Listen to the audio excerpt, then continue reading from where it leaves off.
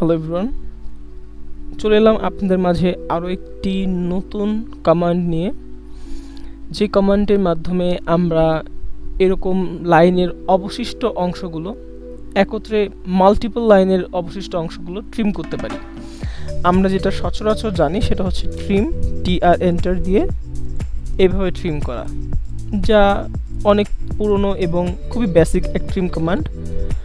আজকে আমরা যে কমান্ডটি দেখব সেটি হচ্ছে extrim, EX trim. Enter press করব। দেন আমাদের অবশ্যই এমন একটি বাউন্ডারি লাইন লাগবে। বাউন্ডারি লাইন, আমরা এই বাউন্ডারিকে সিলেক্ট করব এবং কোন পাশের অংশ আমি চাচ্ছি না আমাকে সেটা স্পেসিফাই করে দিতে হবে। Specify the side two trim on. আমরা যদি আউটার অংশ যেগুলো আছে এই অংশগুলো না চাই তাহলে আমরা বাইরে সিলেক্ট করব। লক্ষ্য করুন আমাদের বাহিরের অবশিষ্ট সকল অংশ এবং এই বাউন্ডারি লাইনের বাহিরের সকল অংশগুলো ট্রিম হয়ে গেছে।